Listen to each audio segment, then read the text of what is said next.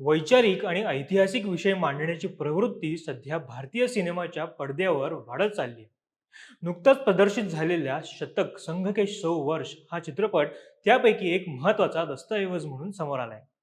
चित्रपटाची शैली गंभीर आणि संतुलित ठेवण्याचा प्रयत्न केला असला तरी दिग्दर्शक आशिष मल्ल यांनी संघ प्रवासाच्या 100 वर्षाची कथा मर्यादित वेळेत सादर करण्याची जबाबदारी उत्तम प्रकारे पेललेली आहे. चित्रपटाचं नाव आणि पोस्टर पाहिल्यावर तेव्हाच स्पष्ट होतं की हा चित्रपट राष्ट्रीय स्वयंसेवक संघाच्या 100 वर्षाच्या प्रवासाची कथा उलगडून सांगतोय. कसा आहे एकंदरीत चित्रपट, नेमकं याचं वेगळंपण काय, जाणून घेऊया आजच्या व्हिडिओतून. नमस्कार, मी ओमकार मुळे, कॅमेरा आहेत साक्षात सावंत. संघटनेची स्थापना, तिची विचारधारा आणि तिचं दोन प्रभावी स्तंभ म्हणजे आद्य सरसंघचालक परमपूजनीय डॉक्टर केशव बळीराम हेडगेवार आणि द्वितीय सरसंघचालक माधव सदाशिव गोळवळकर अर्थात श्री गुरुजी यांच्या जीवन संघर्षाचं चित्रण हे या चित्रपटाचं मुख्य केंद्रबिंदू म्हणावं. राजकारणाच्या झगमगाटापासून दूर राहून शांतपणे राष्ट्र निर्माणाच्या कार्यात संघ कशा पद्धतीने कार्यरत आहे हे चित्रपटात डॉक्टर हेडगेवार आणि श्री गुरुजी यांच्या विचारांतून स्पष्ट दिसून येतं. दिग्दर्शकाने आपल्या समज आणि सूक्ष्म दृष्टिकोनातून हा चित्रपट केवळ माहितीपट न ठेवता तो या पद्धतीनं तयार केलाय की जो संघाच्या स्थापनेपासून सुरू झालेल्या प्रत्येक विचारसरणीचं दर्शन घडवतो. त्यांनी इतिहासाच्या कोरड्या पानांना जणू जिवंत कथेत रूपांतरित केले, जिथे प्रेक्षक फक्त घटना पाहत नाहीत तर त्या अक्षरशः अनुभवतात. संघासंदर्भात अनेक दशकांपासून सुरू असलेल्या वाद आणि टीकांच्या पार्श्वभूमीवर शतक हा चित्रपट निश्चितच वेगळा अनुभव देतो. मध्यंतरापूर्वीचा भाग डॉक्टर हेडगेवार यांचा जीवन प्रवास मांडणार आहे. 1897चा काळ, डॉक्टर हेडगेवारांच्या बालपणातले किस्से, बालवयातच त्यांचे राष्ट्राप्रती निर्माण झालेले प्रेम, स्वातंत्र्याबाबत तयार झालेली वैचारिक बुद्धिमत्ता अशा विविध प्रसंगांपासून चित्रपटाची सुरुवात होते. डॉक्टर हेडगेवार बालवयात किती बुद्धिमान, शिस्तप्रिय आणि प्रखर राष्ट्रवादी बालक होते हे त्यावरून दिसून येतं. डॉक्टर हेडगेवार यांचं चित्रण अत्यंत आदराने आणि संवेदनशीलतेने केलेलं आहे. त्यांचे साधे जीवन, सुरुवातीचे संघर्ष आणि एका विचाराला प्रत्यक्षात उतरवण्याची त्यांची जिद्द मनाला स्पर्श करते. छोट्या मैदानावरील बैठकींपासून सुरू झालेला प्रवास 100 वर्षांच्या इतिहासात कसा परिवर्तित होतो हे प्रेरणादायी आहे. आई वडिलांच्या निधनानंतर पुढे पुणे आणि कोलकाता येथे त्यांनी घेतलेलं वैद्यकीय शिक्षण आणि अनुशीलन समिती सारख्या क्रांतिकारी गटांशी त्यांचा संबंध याचे तपशीलवार चित्रण यामध्ये केलेले आहे. चित्रपट दाखवतो की या अनुभवांनी त्यांच्या विचारांना आकार दिला आणि अखेरीस 1925 मध्ये विजयादशमीच्या दिवशी राष्ट्रीय स्वयंसेवक संघाची स्थापना झाली. शतक सुरुवातीपासूनच स्पष्ट करतो की हा केवळ जुन्या घटनांची पुनरावृत्ती करणारा चित्रपट नव्हे. निर्मात्यांनी अत्याधुनिक तंत्रज्ञान आणि लाईव्ह ॲक्शनच्या सहाय्याने ऐतिहासिक व्यक्तिरेखा आणि प्रसंग अत्यंत प्रभावी तसेच वास्तववादी केलेले आहेत. अनेक दृश्ये अशी वाटतात की आपण त्या काळातच उपस्थित आहोत. चित्रपटाचा दुसरा महत्वाचा भाग हा द्वितीय सरसंघचालक परमपूजनीय माधव सदाशिव गोळवळकर अर्थात श्री गुरुजी यांच्या भोवती फिरतो.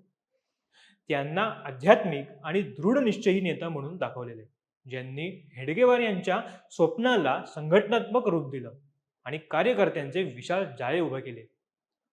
चित्रपटाची कथा जेव्हा श्री गुरुजींच्या काळात येते तेव्हा वातावरण अधिक गंभीर होतं. यावेळी संघाच्या इतिहासातील काही वादग्रस्त बाबींना अतिशय हलक्या पद्धतीने स्पर्श करण्यात आलाय. जसा की महात्मा गांधींच्या हत्येचा उल्लेख येतो पण म्होरक्याचं नाव घेतलं जात नाही. स्वातंत्र्यानंतर आणि महात्मा गांधी यांच्या हत्येनंतर संघावर आलेल्या बंदीचा काळ चित्रपटात अतिनाट्य न करता संतुलित पद्धतीने दाखवलेला आहे. त्या काळात संघटनेला पुन्हा उभे करणं सोपं होतं, त्यामुळे हा भाग चित्रपटाला अधिक गती आणि खोली देखील देतो. चित्रपटातील कलाकारांचा अभिनय वाखाणण्याजोगा आहे, परंतु त्यांच्या पात्रांना मिळालेल्या आधुनिक तंत्रज्ञानाच्या स्पर्शामुळे सर्वच पात्रे प्रभावी वाटतात आणि चित्रपटाच्या शैलीशी सुसंगत राहतात. अतिनाट्यपूर्ण सादरीकरण टाळणं ही चित्रपटाची जमेची बाजू आहे. आशिष मल्ल यांचे दिग्दर्शन नियंत्रित आणि स्पष्ट असल्याचे यावरून दिसून येतं.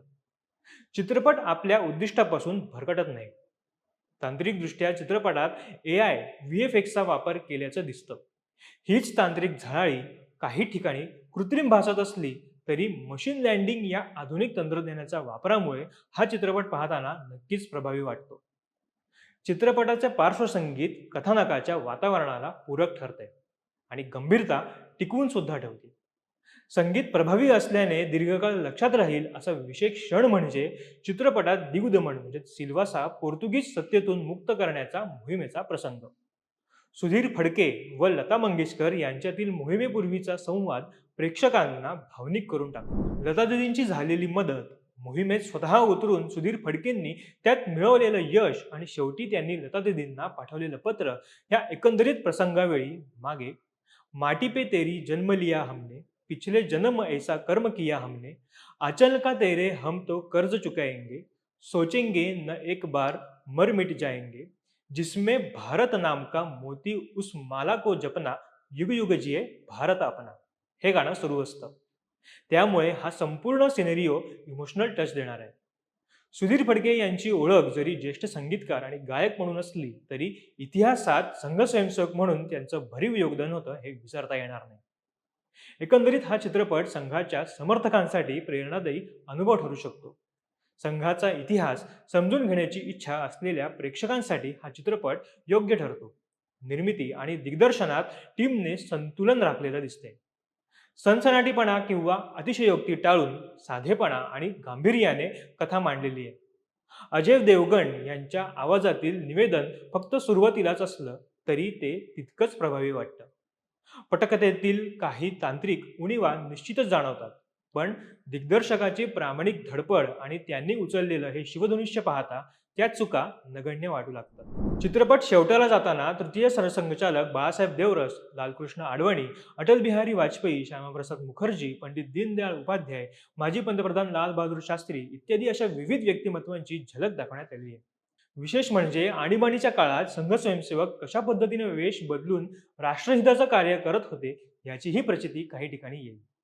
प्रसंगांबाबत म्हणाल तर गोवा मुक्ती आंदोलन असेल, दीव दमण मुक्ती मोहीम असेल, भारत चीनच्या सीमेवरील स्वयंसेवकांचा पराक्रम असेल, असे अनेक प्रसंग दाखवण्यात आलेले आहेत. संघटन शक्ती तेव्हा का महत्वाची होती आणि ती आजही का महत्वाची आहे हा संदेश वेळोवेळी दिल्याचं चित्रपट पाहताना प्रकर्षाने जाणवतं.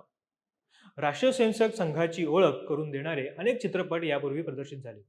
मात्र संघाशी परिचित असणाऱ्यांनी बौद्धिकातून ज्या गोष्टी ऐकल्या त्याच विविध गोष्टी स्क्रीनवर दाखवण्याचा प्रयत्न झाला. त्यामुळे ते केवळ संघाची, डॉक्टरांची, गुरुजींची आणि त्यांचे संघ उभारणीतील योगदानाची माहिती देणारे चित्रपट होते असं म्हटल्यास वावगं ठरणार नाही. मात्र शतक हा एक प्रामाणिक आणि महत्वाकांक्षी प्रयत्न आहे जो आपल्या विषयाला आदरपूर्वक मांडतो. तो केवळ संघाचा इतिहास सांगत नाही तर तो अनुभवायलाही लावतो. महात्मा गांधी संघाबाबत काय विचार करायचे, माजी पंतप्रधान नेहरू आणि इंदिरा गांधी संघाला इतका का विरोध करायचे, संघाचे स्वातंत्र्य लढ्यात योगदान होते का, या सर्व प्रश्नांची स्पष्ट उत्तरे हा 1 तास 52 मिनिटांचा शतक चित्रपट पाहिल्यावरच मिळतील. ये अल्पविराम हे पूर्णविराम नाही, संघ शक्ती युगे युगे हे वाक्य चित्रपटाच्या शेवटी दाखवलं असल्याने येत्या काळात संघाचा पुढील प्रवास पण नव्या चित्रपटाद्वारे येणार का असा प्रश्न निश्चितच उद्भवू शकतो. या चित्रपटाला आमच्याकडून 5 पैकी 4 स्टार नक्कीच देऊ. व्हिडिओ कसा वाटला हे आम्हाला कमेंट करून नक्की कळवा. व्हिडिओ आवडल्यास आमच्या फेसबुक पेजला लाईक आणि यूट्यूब चॅनलला सबस्क्राईब करायला विसरू नका. तुर्तास धन्यवाद.